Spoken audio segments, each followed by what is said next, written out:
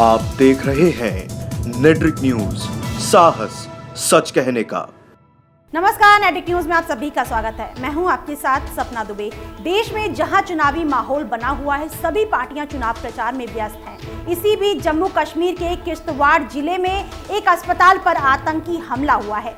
देश में चुनावी मौसम के बीच अचानक इस आतंकी हमले ने पूरे देश को हिलाकर रख दिया है। ये हमला कश्मीर के किश्तवाड़ जिले में मौजूद एक अस्पताल में हुआ है। इस हमले में आरएसएस के एक नेता को टारगेट बनाया गया है। आतंकी हमले से नेता चंद्रकांत बुरी तरह से घायल हुए, जबकि उनके बॉडीगार्ड की इस हमले से मौत हो गई है। फिलहाल और किसी के मारे जाने और घायल होने की कोई खबर अभी सामने नहीं आई है। इस आतंकी हमले के बाद कश्मीर में तनावपूर्ण माहौल बन गया है, जिसे देखते हुए वहां कर्फ्यू लगा दिया गया है। आपको बता दें कि यह हमला अस्पताल के अंदर ओपीडी में हुआ है। उस दौरान चंद्रकांत ओपीडी में ही मौजूद थे।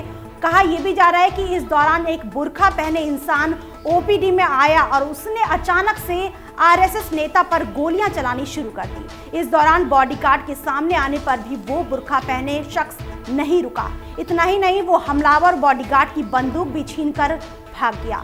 गोलियों की आवाज सुनते ही अस्पताल में भगदड़ मच गई और इसी बीच मौका पाकर वो हमलावर अस्पताल से फरार होने में कामयाब हो गया। हमले के बाद से ही जम्मू कश्मीर का माहौल तनावपूर्ण है, जिसकी वजह से किश्तवाड़ और डोडा और भद्रवाह के इलाकों में कर्फ्यू लगाया गया है, क्योंकि ये इलाके कश्मीर के सांप्रदायिक तौर पर काफी संवेदनशील कहे जाते हैं। फिलहाल ये साफ नहीं हुआ है कि वो हमलावर युवक था या फिर कोई औरत जिसने बुर्का पहन रखा था। इस हमले के बाद से ही पूरे इलाके में घेराबंदी कर दी गई है और पुलिस हमलावर की तलाश में जुटी हुई है, क्योंकि जिस तरह से सिर्फ एक नेता को अपना निशाना बनाया गया है, उसे देखते हुए ये कहना अभी सही नहीं होगा कि ये एक आतंकी हमला था या फिर किसी ने आरएसएस को धमकाने के लिए ऐसी नापाक हरकत को अंजाम दिया है। वैसे इस हमले के तार बीजेपी के संकल्प पत्र में धारा 370 को खत्म करने की बात से भी जोड़े जा रहे हैं, क्योंकि बीजेपी के संकल्प पत्र में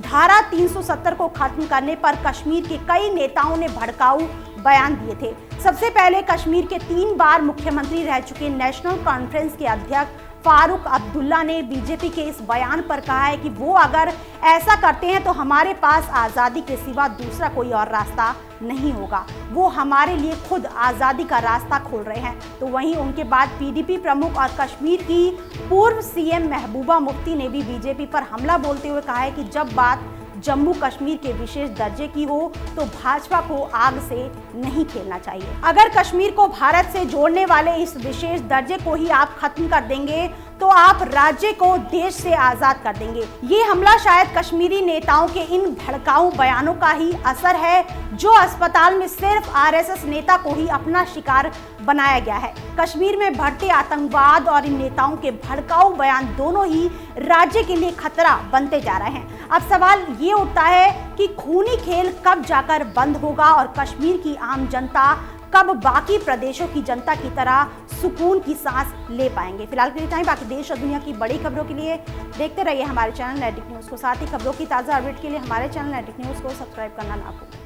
हमारे साथ जुड़े रहने के लिए हमारे YouTube चैनल को सब्सक्राइब करें, साथ ही बेल आइकन को दबाएं। नेट्रिक न्यूज की खबरें सबसे पहले देखने के लिए।